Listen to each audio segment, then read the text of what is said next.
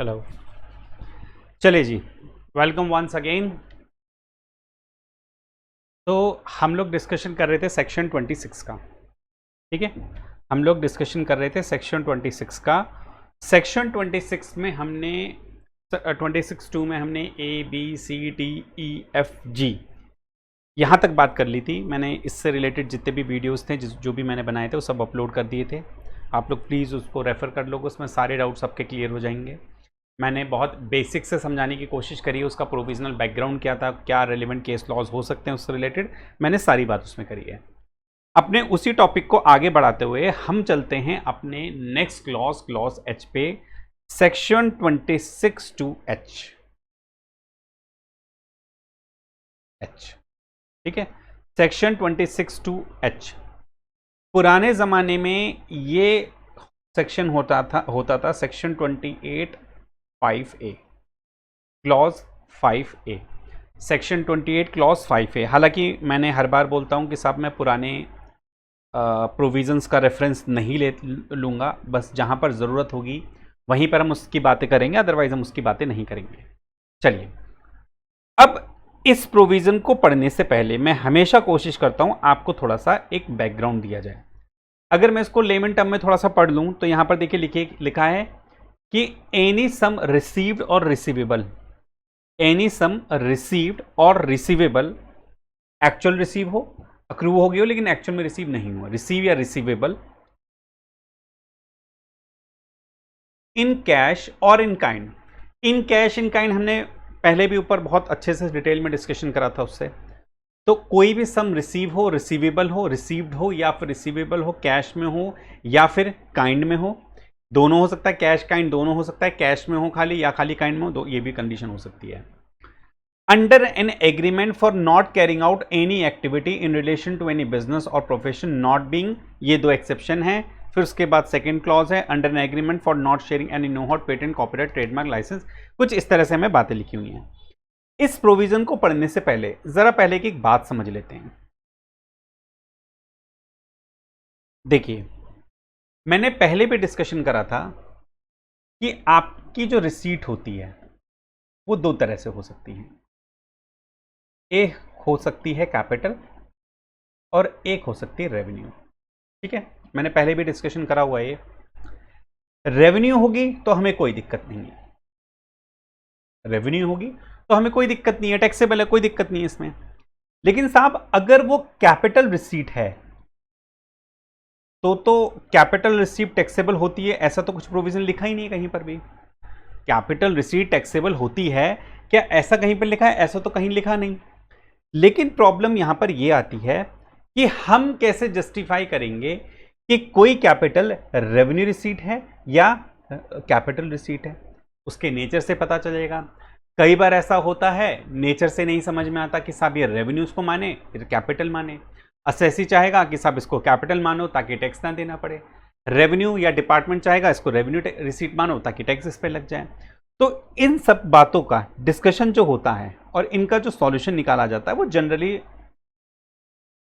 Court वगैरह ही decide करते हैं। लिटिगेशन में जाते हैं मैटर ये कि साहब रेवेन्यू है या कैपिटल रिसीट है, इस तरह से लिटिगेशन के मैटर होते हैं जो कोर्ट डिसाइड करता है। कोर्ट के डिसीजन के बेस में पता चलता है कि उस रिसीट को कैपिटल ट्रीट करा जाए या फिर आपको रेवेन्यू ट्रीट करना है। ठीक है, इसी तरह से एक रिसीट होती है नॉन कॉम्पिटेंट। इसी तरह से एक रिसीट होती है नॉन कॉम्पिटेंट। नॉन कॉम्पिटेंट मतलब होता है कुछ ना करने के लिए दिया हुआ पैसा। फॉर एन एग्जाम्पल, मान लीजिए मिस्टर रोहित है, ठीक है, मुझे मिस्टर श्याम ने 30 लाख रुपए दिए कि मिस्टर रोहित आप लो ये 30 लाख रुपए पकड़ो और अगले 5 सालों तक अपना जो सीए फाइनल का आप डीटी पढ़ाते हो ये अब 5 साल तक नहीं पढ़ाओगे, उसके एवज में मैं आपको 30 लाख रुपए कंपनसेशन दे रहा हूं। मिस्टर श्याम ने मिस्टर रोहित से बोला, मिस्टर रोहित देखो भैया आप एक काम करो, आप यूं इतनी फालतू की मेहनत कर रहे हो, डीटी वीटी पढ़ा रहे हो, फालतू की चीजें हैं, फालतू के में दिमाग खराब कर रहे हो, आप मुझसे 30 लाख रुपए पकड़ो एज अ कंपनसेशन और अगले 5 साल तक अब कोई कोचिंग वोचिंग का बिजनेस नहीं करोगे, आपको कुछ नहीं करना, घर बैठे आराम से खाली बैठो, कुछ और काम कर लो, लेकिन आप कोचिंग का काम नहीं करोगे, आप ये मुझसे एग्रीमेंट करो। अब मान लीजिए मैं इस एग्रीमेंट में एग्री हो जाता हूं, मैं मान लेता हूं इस बात को, और मैं अपने 30 लाख रुपए कुछ और काम करने लगता हूं, सीए कोचिंग वोचिंग का फाइनल वाइनल नहीं पढ़ाता, मुझे बोल दिया गया कि साहब नहीं करना है।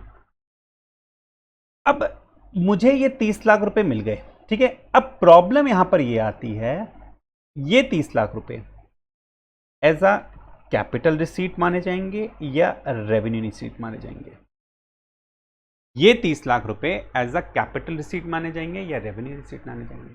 जब कोर्ट के पास इस तरह के केसेस जाते थे, नॉन कॉम्पिटिट, इसे कहते हैं नॉन कॉम्पिटिट, मतलब कॉम्पीट ना करने के लिए, किसी पर्टिकुलर इंडस्ट्री में, किसी पर्टिकुलर बिजनेस में कॉम्पीट ना करने के लिए मिला हुआ पैसा, इसे हम कहेंगे नॉन कॉम्पिटिट कंपनसेशन। कंपटीशन में ना रहने के लिए मिला हुआ पैसा, नॉन कॉम्पीट कंपनसेशन। अब जब कोर्ट के पास इस तरह के केसेस आते थे, कोर्ट कहता था साहब ये तो कैपिटल रिसीट है, क्या मिस्टर रोज बेसिस पे रिकरिंग इनको उस तरह का कंपनसेशन मिलता होगा? नहीं साहब, ये तो वंस इन अ वाइल हो गया, अब घर बैठेंगे अपना, 5 साल तक तो उन्हें बात भी नहीं करनी किसी से। तो कोर्ट जब इन केस को डिसाइड करता था, वो तो कहता था कि भाई ये देखिए ना, ये तो कैपिटल रिसीट है। जब ये कैपिटल रिसीट है तो ये टैक्सेबल ही नहीं होगी। जब ये कैपिटल रिसीट है तो टैक्सेशन की बात ही कहां से आती है? ये तो टैक्सेबल होगी नहीं। जब इस तरह के कंपनसेशन टैक्सेबल ही नहीं होंगे, जब ये टैक्सेबल नहीं होंगे, तो इसमें रेवेन्यू मतलब डिपार्टमेंट, मतलब इनकम टैक्स अथॉरिटी को तो बड़ा लॉस होता होगा, क्योंकि ऐसे कई लोग काम करते होंगे, कई लोग ऐसे कंपनसेशन लेते होंगे, नॉन कॉम्पिटिट कंपनसेशन। तो इन सब बातों से परेशान होकर गवर्नमेंट ने कहा साहब ऐसे बात नहीं बनेगी, ये तो बड़ा गड़बड़ हो जाएगी।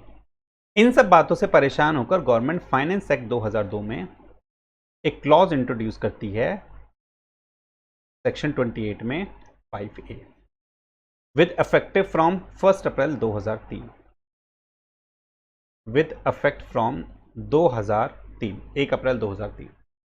फाइनेंस एक्ट 2022 में गवर्नमेंट एक क्लॉज लाती है, क्लॉज 28(5)(a), जिसमें इस तरह के कंपनसेशन को, नॉन कॉम्पीट कंपनसेशन को टैक्सेबल, पीजीबीपी के हेड में टैक्सेबल करा गया। और ये आई amendment finance act 2002 with effect from 1 April 2003। ये मैं बार बार बात इसलिए बोल रहा हूं क्योंकि 1 अप्रैल 2003 की जो इफेक्टिव डेट है, इससे रिलेटेड एक केस है, केस का नाम है गुफिक कैम प्राइवेट लिमिटेड करके कुछ, 2011 का केस है, सुप्रीम कोर्ट का जजमेंट है। केस थोड़ा सा इंपॉर्टेंट, मतलब डायरेक्टली आप शायद लिंक ना कर पाओ, लेकिन मैं फिर भी आपको उसका बताऊंगा उसमें क्या केस था। उस केस के लिए आपको ये डेट ध्यान रखनी बड़ी जरूरी है, 1 April 2003 effective date with effect from, ठीक है। अच्छा, यहां पर एक छोटी सी बात और मैं बता देता हूं कि ये जो अमेंडमेंट हुई थी, ये अमेंडमेंट आपकी क्या रेट्रोस्पेक्टिव हुई थी या प्रोस्पेक्टिव हुई थी? ये हमारी हुई थी प्रोस्पेक्टिव। मतलब प्रोस्पेक्टिव मतलब 1 अप्रैल 2003 से ही एप्लीकेबल थी। रेट्रो पुराने पीछे के किसी भी केस पे, इसका मतलब 1 अप्रैल 2003 से इस तरह के कंपनसेशन टैक्सेबल थे। इस डेट से पहले अगर किसी ने इस तरह का कोई कंपनसेशन लिया होगा, क्या वो टैक्सेबल होगा? नहीं साहब, क्योंकि ये अमेंडमेंट प्रोस्पेक्टिव थी, 1 अप्रैल 2003 और उसके बाद से एप्लीकेबल थी।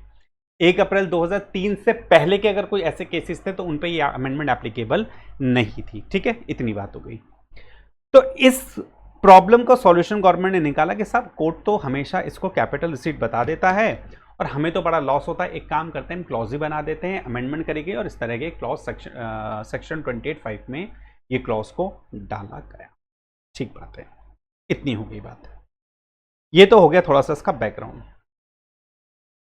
अब अगर हम सेक्शन 26(2)(h) की बात करें,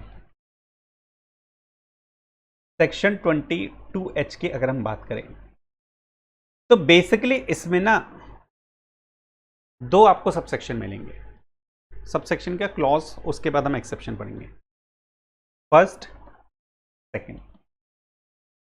बड़ा ध्यान से समझना, सेक्शन 26(2)(h) को मैं दो कैटेगरी में डिवाइड करता हूं, फर्स्ट और टू। पहली कैटेगरी में आता है नॉन कॉम्पीट कंपनसेशन, जो अभी हमने ऊपर डिस्कशन करा कि साहब किसी को कंपनसेशन इसलिए मिला ताकि वो अपना पर्टिकुलर जो बिजनेस कर रहा है वो ना करे। जैसे कई बार ऐसा होता है, मान लीजिए मैं कोई फार्मास्यूटिकल कंपनी चला रहा हूं, मुझे किसी और किसी और फार्मा कंपनी ने कहा कि भाई ये देखिए, आप ये जो पैरासीटामोल के टैबलेट बना रहे हो या कोई एक पर्टिकुलर टैबलेट बना रहे हो, मेरी ही कंपनी बनाती है, आप इसका 5 साल तक प्रोडक्शन नहीं करोगे, और उस प्रोडक्शन को नहीं करने के लिए, या आप इस पर्टिकुलर बिजनेस को नहीं करोगे, उस बिजनेस को नहीं करने के लिए मुझे कंपनसेशन मिला, that is called non compete compensation, कि मैं कंपटीशन से बाहर हो जाऊं। ठीक है। सेकेंड होता है not sharing of commercial right information. अभी हम इसको डिटेल में पढ़ेंगे, मैं बच्चा से लेमन टर्म में बता रहा हूं। Not sharing of commercial rights या फिर इंफॉर्मेशन। इसमें हमारे जैसे पेटेंट्स हो गए, कॉपीराइट हो गया, नो हाउ हो गया, लाइसेंस हो गया किसी पर्टिकुलर चीज़ का, इस तरह से और भी बहुत सारी चीज़ें होंगी, बहुत सारी चीज़ हो सकती हैं। तो सेक्शन 26(2)H कहता है कि कंपनसेशन दो कैटेगरी में डिवाइड करा है। एक वो कंपनसेशन जो किसी पर्सन को मिलता है किसी पर्टिकुलर बिजनेस या एक्टिविटी को नहीं करने के लिए, that is called non compete compensation. एक कंपनसेशन होता है जो किसी पर्सन को मिलता है किसी particular rights, commercial right information को शेयर ना करे दूसरों के साथ। फॉर एन एग्जांपल, मेरी कंपनी ने, मान लीजिए मेरी फार्मा कंपनी है, मेरी कंपनी ने एक बहुत बड़े इन्वेंशन के तौर पर एक दवाई का इजाद करा जो कैंसर का इलाज करती है, जो कैंसर का ट्रीटमेंट करती है। अब मैं इस फॉर्मूले को हो सकता है दूसरी कंपनी को भी बेचना चाहूंगा, मुझे अच्छा खासा पैसा मिलेगा। मुझे 50 लाख रुपए, मैंने इस फॉर्मूले को मैं एक दूसरी कंपनी को भी बेच रहा हूं, मुझे 50 लाख रुपए वो दे रहे हैं कि भैया आपने जो दवाई का इन्वेंशन करा है, जो तरीका बताया है, जो प्रोसेस, हमें भी बता दो, हमारे बदले, इसके बदले में आप मुझसे 50 लाख रुपए ले लो और मुझे वो तरीका बता दो। दूसरी कंपनी कहती है भैया रुको, आप मत बताना, मैं आपको 1 करोड़ रुपए दे रहा हूं, आप अपने इस फॉर्मूले को किसी और को नहीं बताओगे। कोई मुझे 1 करोड़ रुपए दे रहा है, मुझसे कह रहा है कि भैया मैंने जो दवाई का इन्वेंशन करा है, जो प्रोसेस पता करा है, सीक्रेट तरीके से किसी काम करने का प्रोसेस निकाला है, उस प्रोसेस को, उस स्टेप्स को मैं किसी और के साथ शेयर नहीं करूं, उसके बदले में मुझे 1 करोड़ रुपए मिलने हैं। That is called not sharing of commercial right या इंफॉर्मेशन। तो सेक्शन 26(2)H इन दो कैटेगरी में डिवाइडेड है। हालांकि अब बात यहां पर यह है कि इस फर्स्ट क्लॉज के अंदर हमारी दो एक्सेप्शन है, एक्सेप्शन ए, एक्सेप्शन बी। इसके बारे में हम डिटेल डिस्कशन करेंगे, इसके बारे में भी डिटेल डिस्कशन करेंगे। हम अभी पूरे सेक्शन का डिटेल डिस्कशन करेंगे। ठीक है। तो अगर मैं फर्स्ट को कह सकूं तो मैं ऐसा कुछ लिख सकता हूं, इसको हम कह सकते हैं, या चलिए इसको बाद में डिस्कशन करेंगे, जब एक बार पूरा सेक्शन हो जाएगा फिर समझेंगे कि आपको कितनी बात क्लियर हो रही है। चलिए आ जाते हैं अपने सेक्शन पे, आ जाते हैं अपने सेक्शन। ये जो मैंने बॉक्स बनाया है, इसलिए बॉक्स बनाया है ताकि अभी, क्योंकि हमारा एच इसी के अंदर ही है, इसके बाहर अभी हमें नहीं पढ़ना, वो आईजे अलग है, इसको हमें नहीं पढ़ना, हमें सिर्फ एच पे ध्यान देना। कहता है कि एनी सम रिसीव्ड या रिसीवेबल इन कैश या इन काइंड, रिसीव हो या रिसीवेबल हो, इन कैश हो, इन काइंड हो, पार्टली कैश हो, पार्टली काइंड हो, सब कवर अप है। अंडर एन एग्रीमेंट, अब देखिए हमने पहली क्लॉज जो पढ़ी ये मैंने क्या बताई है, नॉन कॉम्पीट, इसके बारे में हम पढ़ रहे हैं अभी। ये सेकंड वाली क्लॉज क्या बनाई है मैंने, नॉट शेयरिंग कमर्शियल राइट्स। ठीक है, ये मैंने भी बताया। तो अभी हम बात करेंगे इसका, पहले अभी हम बात करेंगे सिर्फ इसकी, सिर्फ हम इसकी बात करेंगे। हम सिर्फ इस ग्रीन वाले बॉक्स की बात करेंगे। कहते हैं कि एनी सम रिसीव्ड या रिसीवेबल इन कैश और in kind under an agreement for not carrying out any activity in relation to any business और प्रोफेशन नॉट बीइंग। ये नॉट बीइंग क्या है, ये नॉट बीइंग बेसिकली एक्सेप्शन है। ये मेरी क्या है, ये बेसिकली नॉट बीइंग मेरी एक्सेप्शन है। एक्सेप्शन मैंने बताया था, ए बी दो एक्सेप्शन पढ़ेंगे, ए और बी, ये भी डिस्कशन करेंगे। अभी मान के चलिए ये नहीं है, ऐसी कोई एक्सेप्शन वाली चीज नहीं है, ऐसे मान के चलिए कुछ भी नहीं है अभी यहाँ पर। हम अभी सिंपल ये स्टेटमेंट पढ़ें, क्योंकि इस स्टेटमेंट को भी समझना है हमें, कि under an agreement for not carrying out any activity in relation to any business और प्रोफेशन ऐसा एक्टिविटी, किसी बिजनेस या प्रोफेशन से रिलेटेड किसी एक्टिविटी को नहीं करने के लिए मिलने वाला sum taxable under head PGBP under section 26(2)(h)(1). मैंने एग्जांपल लिया था सीए कोचिंग वाला कि साहब मुझे किसी ने पैसा इसलिए दिया कि मैं सीए का कोचिंग ना करूं। उन्होंने कहा भैया एक काम करो, 5 साल अपने घर बैठो, उसके बदले में आप 30 लाख रुपए मुझसे ले लो और अब आप सीए फाइनल डीटी नहीं पढ़ाओगे 5 साल तक। That is called non complete compensation. अच्छा ठीक बात है, मैंने एग्रीमेंट करा कि मैं सीए फाइनल का डीटी नहीं पढ़ाऊंगा, मुझसे एग्रीमेंट कर लिया, लेकिन क्या मैं सीए कोचिंग ही नहीं कर सकता, या मैं ऐसा हो सकता है सीए फाइनल का अब अकाउंट पढ़ाने लग जाऊं? ऐसा पॉसिबल है क्या? कहीं पर ऐसा लिखा है कि बिजनेस ही नहीं कर सकता, ऐसा कुछ लिखा है स्टेटमेंट? नहीं था। उन्होंने कहा है कि किसी पर्टिकुलर बिजनेस या प्रोफेशन से रिलेटेड किसी एक्टिविटी को ना करने के लिए मिलने वाला कंपनसेशन, किसी पर्टिकुलर बिजनेस प्रोफेशन की किसी पर्टिकुलर एक्टिविटी को ना करने के लिए मिलने वाला कंपनसेशन। यहां पे देखिए, ध्यान से पढ़िए इस चीज को। Under admin for not carrying out, इसको अभी मैं यहां से थोड़ा सा बस ये कर देता हूं, for not carrying out any activity in relation to any business, उससे मिलने वाला कंपनसेशन। चलिए एक और एग्जांपल से समझते हैं, इसको मैं डिलीट कर देता हूं यहां से। एक और एग्जांपल लेते हैं। मान लीजिए मिस्टर आर हैं, ठीक है, मान लीजिए मिस्टर आर हैं, वो product X, product Y, product Z, ये 3 प्रोडक्ट बनाते हैं। मिस्टर पी ने इनसे कहा कि साहब आप प्रोडक्ट पी नहीं बनाओगे और उसके लिए आप हमसे 20 लाख रुपए ले लो। आप अगले 5 सालों तक प्रोडक्ट वाई नहीं बनाओगे। आप मिस्टर पी ने बोला, एक पी नहीं करते, मिस्टर क्यू कर देते हैं इसको, क्योंकि प्रोडक्ट भी पी हो रहा है। तो मिस्टर आर 3 प्रोडक्ट बनाते थे, product X, product Y, product Z. Mister Q ने बोला कि साहब मिस्टर आर आप बहुत बढ़िया काम कर रहे हो, लेकिन आज से अगले 5 सालों तक आप प्रोडक्ट वाई का प्रोडक्शन नहीं करोगे। उसके बदले में हम आपको 20 लाख, 25 लाख, 35 लाख, 40 लाख, 50 लाख, कुछ भी कंपनसेशन, जो भी अमाउंट इनके बीच में एग्री हुई होगी वो हम देंगे, और आज से प्रोडक्ट वाई नहीं बनाओगे। दैट इज 20 लाख रुपए। That is for non complete compensation है, टैक्सेबल अंडर सेक्शन 26(2)(h)(1) में टैक्सेबल हो जाएगा।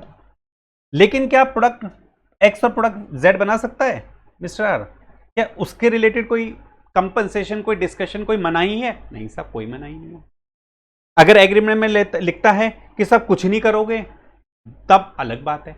तो डिपेंड करता है, इसलिए वहां पे लिखा है कि कोई पर्टिकुलर एनी एक्टिविटी हो सकता है कि एक एक्टिविटी के लिए मनाही हो, लेकिन बाकी एक्टिविटी कर सकता है।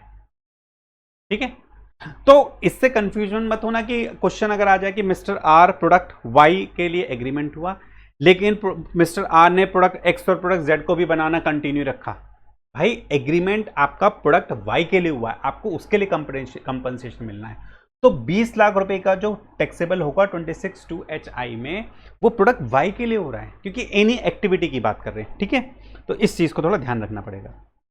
अच्छा, अब इसमें बड़ा इंपॉर्टेंट है 2 एक्सेप्शन। अब मैं थोड़ा यहां से सबको डिलीट कर रहा हूं कि अब हमें सिर्फ एक्सेप्शंस की 2 एक्सेप्शन की बात करनी है। मैंने कहा कि साहब आपका जो पहला क्लॉज था कि नॉन कॉम्प्लीट कंपनसेशन में ऐसा कोई पैसा मिलता है जिसमें आपको कॉम्प्लीट ना करना पड़े किसी और से, किसी और ने पैसा दे दिया, तो वो टैक्सेबल हो जाएगा 26(2)(h) में। ठीक बात है, लेकिन इसमें भी 2 एक्सेप्शंस हैं। पहली एक्सेप्शन क्या है? इस स्टेटमेंट में 2 एक्सेप्शन है, ए और बी। पहली एक्सेप्शन क्या है? अब जरा इसको ध्यान से समझते हैं। पहली एक्सेप्शन क्या है? पहली एक्सेप्शन है कि साहब आप कोई बिजनेस नहीं कर रहे हो, ठीक है, आपको किसी ने पैसा दे दिया, मान लीजिए मैं सीए हूं, मुझे पैसा मिला, मुझे कंपनसेशन मिला सीए का, सीए फाइनल डीटी नहीं पढ़ाने के लिए। ठीक बात है, मुझे कंपनसेशन मिल गया 50 लाख रुपए। 50 लाख रुपए टैक्सेबल हो जाएंगे? हाँ, सब टैक्सेबल हो जाएंगे। लेकिन ऐसी 2 कंडीशन है जिसमें जो ये मुझे 50 लाख रुपए मिले ना, ये टैक्सेबल नहीं होंगे। टैक्सेबल नहीं होंगे, पीजीबीपी में टैक्सेबल नहीं होंगे, सेक्शन 26(2)(h) में टैक्सेबल नहीं होंगे। तो क्या हम ये कहना चाह रहे हैं वो कहीं और जाके टैक्सेबल होंगे? क्या वो कहीं और जाके टैक्सेबल होंगे? जी हाँ, कुछ ऐसी ही बात है इसमें।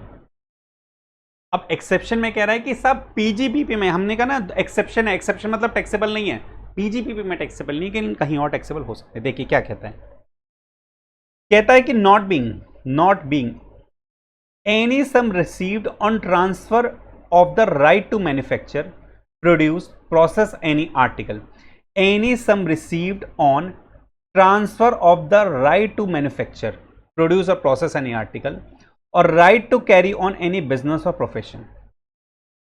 अब हमारे वाले एग्जाम्पल में जो पी प्रोडक्ट था, जो पी प्रोडक्ट था,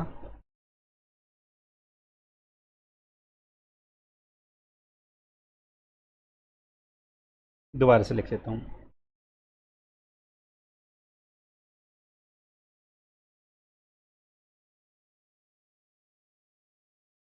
हमारे वाले एग्जाम्पल में 3 प्रोडक्ट थे, प्रोडक्ट एक्स, प्रोडक्ट वाई और प्रोडक्ट जेड। प्रोडक्ट वाई का मना करा था कि साहब इसका आप प्रोडक्शन मत करो मिस्टर क्यू ने, और इसके बदले में मिस्टर आर को मान लीजिए 30 लाख रुपए मिले थे, ठीक है। अब यहां पे कहता है कि साहब ये वाला कंपनसेशन, अभी तक हमने पढ़ा कि ये वाला कंपनसेशन 26(2)(h आई में टैक्सेबल है, लेकिन इसकी एक एक्सेप्शन क्या है कि इस सेक्शन में टैक्सेबल नहीं होगा। अगर क्या है, मिस्टर आर इस प्रोडक्ट के प्रोडक्शन के राइट को मिस्टर क्यू को ट्रांसफर कर देता है। अगर मिस्टर आर जो प्रोडक्शन वाई अब नहीं बनाएगा, मिस्टर क्यू ने क्या दिया कि साहब मैं, अब मिस्टर क्यू ने बोला मिस्टर आर आपको प्रोडक्ट वाई नहीं बनाना है, अब प्रोडक्ट वाई नहीं बनाना है। अब मिस्टर क्यू चाहता है कि मैं प्रोडक्ट वाई बनाऊंगा, आर नहीं बनाएगा तो अपने आप ही कंपटीशन कम हो जाएगा, उसके बदले में ऑलरेडी उसको 30 लाख रुपए दे दिए हैं। अब मिस्टर क्यू कहता है कि साहब आपका प्रोडक्ट मैं बनाऊंगा, ये प्रोडक्ट वाई। उसके लिए मिस्टर क्यू और मिस्टर आर ने एक एग्रीमेंट कर लिया, और आर ने उस एग्रीमेंट में कहा कि आज से प्रोडक्ट वाई बनाने का जो राइट है मैं मिस्टर क्यू को ट्रांसफर कर रहा हूं, और ऐसा राइट ट्रांसफर करने के लिए मिस्टर क्यू ने मुझे 50 लाख रुपए दिए हैं। मिस्टर क्यू ने मुझे 50 लाख रुपए दिए हैं, 30 लाख रुपए दिए, कुछ भी एग्जांपल हो सकता है, ठीक है। अब एक्सेप्शन ये कहती है कि साहब ये 50 लाख रुपए जो right to manufacture product, right to manufacture any product और आर्टिकल टैक्सेबल नहीं होगा, क्योंकि एक्सेप्शन में आ गया तो टैक्सेबल नहीं है पीजीबीपी के अंदर। इन केस कब टैक्सेबल नहीं होगा, जब टैक्सेबल नहीं होगा अगर वो चार्जेबल है under the head capital gain. इसका मतलब ये हुआ इस तरह के राइट के ट्रांसफर होने पे मिलने वाला कंपनसेशन अगर कैपिटल गेन में टैक्सेबल है, अगर कैपिटल गेन में चार्जेबल है, तो पीजीबीपी के सेक्शन 26 में टैक्सेबल नहीं होगा। तो इसका मतलब हमें पहले देखना पड़ेगा कि कैपिटल गेन में वो चार्जेबल है क्या। अब कैपिटल गेन में चार्जेबल है या नहीं वो एक अलग कॉन्सेप्ट है, वो कैपिटल गेन के चैप्टर में समझ आ जाएगा। यहाँ पे तो हम कैपिटल गेन डिस्कशन नहीं कर रहे। अगर वो कैपिटल गेन में चार्जेबल है दैट्स फाइन, वहां टैक्सेबल कर लो, पीजीबीपी में टैक्सेबल नहीं करना। ऐसा गवर्नमेंट क्यों करना चाहोगी, कैपिटल गेन में डिडक्शंस कम मिलेंगे, पीजीबी में डिडक्शन ज़्यादा क्लेम कर सकते हो, वहाँ पे ज़्यादा टैक्स लगेगा, यहाँ पे टैक्स कम कर सकते हो। तो गवर्नमेंट तो चाहेगी ना कैपिटल गेन में टैक्सेबल हो जाए, क्योंकि राइट का ट्रांसफर हुआ है, ठीक है। तो ऐसा कैपिटल गेन में टैक्सेबल है तो पीजीबीपी में टैक्सेबल नहीं होगा, पहली बात। दूसरा कह रहा है वो, एक तो ये कह रहा है राइट टू मैन्युफैक्चर प्रोड्यूस और प्रोसेस एनी आर्टिकल, एक तो ये कह रहा है, दूसरा कह रहा है और right to carry on any business और प्रोफेशन। इसके लिए एक एग्जांपल ले लेते हैं। मान लीजिए मेरा एक रेस्टोरेंट बिजनेस है, मान लीजिए मेरा एक रेस्टोरेंट बिजनेस है और मैं अल्कोहल वगैरह भी सर्व करता हूं। आपको पता होगा अल्कोहल का लाइसेंस ही 20-25 लाख रुपए का मिलता है, ज़्यादा का हो सकता है बट मुझे एक रफ आइडिया 20-25 लाख रुपए का एनुअल लाइसेंस मिलता है। अब मान लीजिए मैं हूं, मेरा एक रेस्टोरेंट बिजनेस है, मेरा एक रेस्टोरेंट बिजनेस है। मैंने क्या काम करा, मेरे पास मिस्टर क्यू आए, मिस्टर क्यू ने कहा कि मिस्टर आर देखिए आपके बिजनेस का टर्नओवर मात्र 1 करोड़ रुपए आ रहा है, आप एक काम कीजिए, आप ना इस बिजनेस को चलाने का, रेस्टोरेंट बिजनेस को चलाने के राइट ना मुझे दे दीजिए, इसके बदले में मैं आपको 80 लाख रुपए दे रहा हूं और 5 साल के लिए आप इस बिजनेस से दूर हो जाओ। 5 साल के लिए आप इस बिजनेस से दूर हो जाओ और अपने जो रेस्टोरेंट बिजनेस है आपका, इस रेस्टोरेंट को चलाने का मुझे राइट दे दो।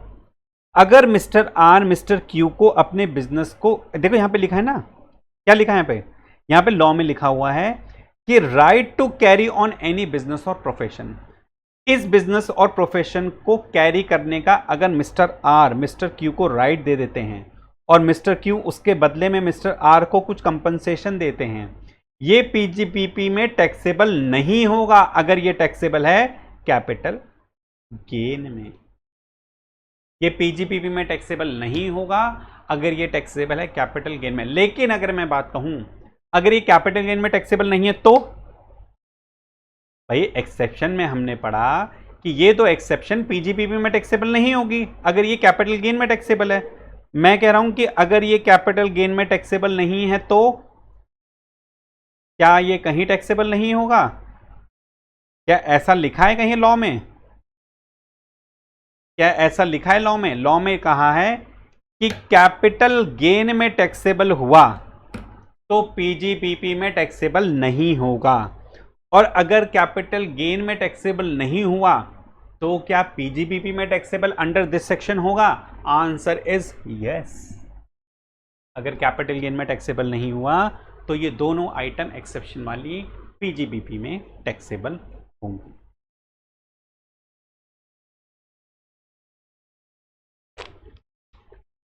ठीक है जी, तो ये थी आपकी पहली एक्सेप्शंस।